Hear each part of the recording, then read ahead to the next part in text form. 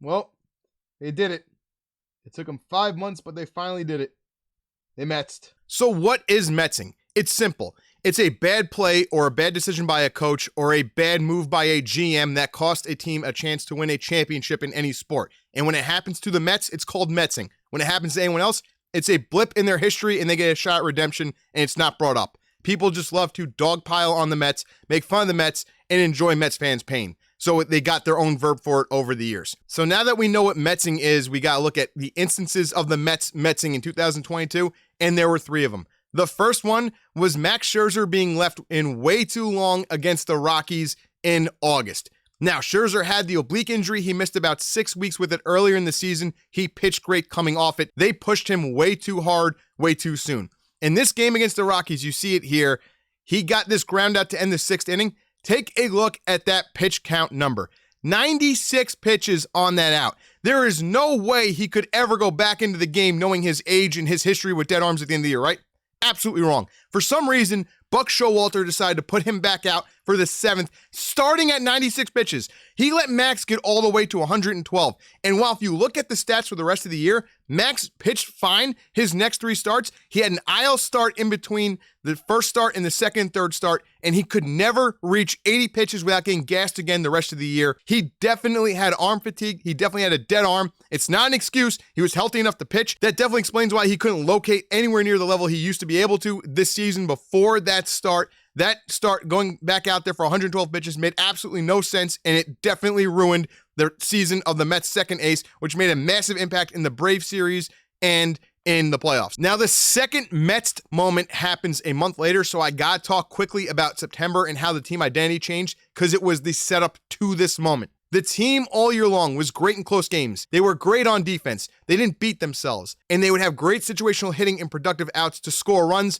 Their starting pitching was excellent all year long. And Buck Showalter was outmanaging everyone. He was smarter than everyone. He even knew the rules better than the umpires in some instances.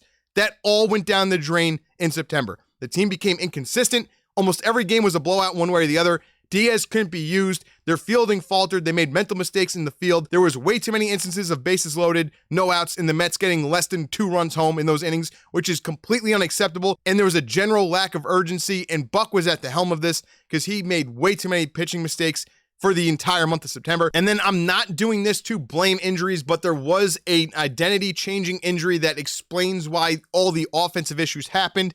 Starling Marte broke his finger against the Pirates. Now, statistically speaking, the Mets were still a top offense in Major League Baseball and a top offense in the National League after Marte got hurt from a run standpoint. But you could just tell that it shifted. It was all feast or famine the rest of the way, and that's because the Mets' top 5 in their lineup carried the team all year long. It became the top 4 when Marte got hurt, and they couldn't consistently get enough production from the bottom half of the order to continue that pace of scoring without Marte. There were so many games where Nimmo, Marte, Lindor, Alonso, and McNeil would win the game for the Mets. When Marte got taken out of it, they lost 20% of their reliable offense. But you got to play with who you got, and the Mets still had the lead in the division. The urgency killed them the last 3 weeks of the season, especially the last 2. You look at the Miami Marlins series, this is the most critical one to me. How Buck Showalter doesn't pull Carlos Carrasco after the second inning in that game is beyond me. Carlos Carrasco is getting shelled. He's beyond lucky he gets out of the first inning 2-0. He gets out of the second inning, still very fortunate that's only 2-0. You need to win this game. The Mets at this point are a game up on the Braves. They had to win out in the games that weren't against the Braves to have a realistic chance to win the division. Carrasco clearly doesn't have it. He leaves him back out for the third inning in a 2-0 game. Barry Bonds came up and he had a double. Well, no, sorry, it wasn't Barry Bonds. It was Brian De La Cruz. I get them confused because when Brian De La Cruz plays the Mets, he looks like Jesus Christ in center field. Can't wait for him to get traded to the Anaheim Angels so we don't have to watch him play baseball against us anymore because my Lord, my heart can't take it. Why? Because of moments like this all year long, and last year too, since he's been up, all he's done is end the Mets seasons practically by himself. He gets on with a double. Carrasco should have been taken out. He's not. Home run is hit that inning. It's 4-0. That's the difference between the Mets winning and losing that game. That could potentially be the difference in the division. That's the lack of urgency that happened. So then what happens 3 days later when the Mets go to Atlanta? The Metsing moment number 2, this one provided by the GM. Because I'm talking about the team identity losing the urgency all year long. And then all of a sudden, right before the biggest series of the year, the Mets in the hardest way I've ever seen the front office do it firsthand to me, when they go in full panic mode when they are a game up going into the last series? You've had 156 games to this point that got you to the point where you're one game ahead. You got to stick with what works, okay? You got to go with what works. Instead, they call up Francisco Alvarez to be their verse lefty DH for the series when the kid's coming off a 4-week ankle injury and he has zero MLB experience. And you're throwing him out there to the Wolves against the Braves in Atlanta. This isn't like they did it in July where he's going to have 3 months to grow throughout the season. They did it in a, hey, buddy, we don't know if you're ready or not. We think you are, even though we didn't act like you were at the deadline. But because everyone else is so dog shit, we're going to throw you in there now. Do your best. And hopefully you get a hit, because if you don't, everyone's going to be screaming about how this team sucks and you're a bust and why didn't we go get Juan Soto? Why were we so obsessed with these prospects like Mark Vientos, who stunk, Brett Beatty, who got hurt, and now you, who can't hit in the biggest series of your life, even though you literally had no chance to succeed because of how we set you up. Now, not only is Alvarez bad, but in the end of game one, it's 5-2. There's one out. Alvarez is up as the DH. Kenley Jensen's pitching. They're on base against Kenley. They're doing all this against Kenley. He can't throw a strike. Vogelback either takes pitches and strikes out or walks or hits a home run. He's a lefty. He kills righties. That's why he's on the team. He's a veteran. He's going to be patient. Kenley's going to have to challenge him or he's going to walk him. The perfect situation for him. And Buck leaves in Alvarez instead of going to Vogelback in that spot. They did that, and they also shift around the pitching rotation so that they lost the DeGrom massive advantage game when all you had to do was win one, just one. Didn't matter if DeGrom beat Fried or if DeGrom beat Morton or if DeGrom beat Wright.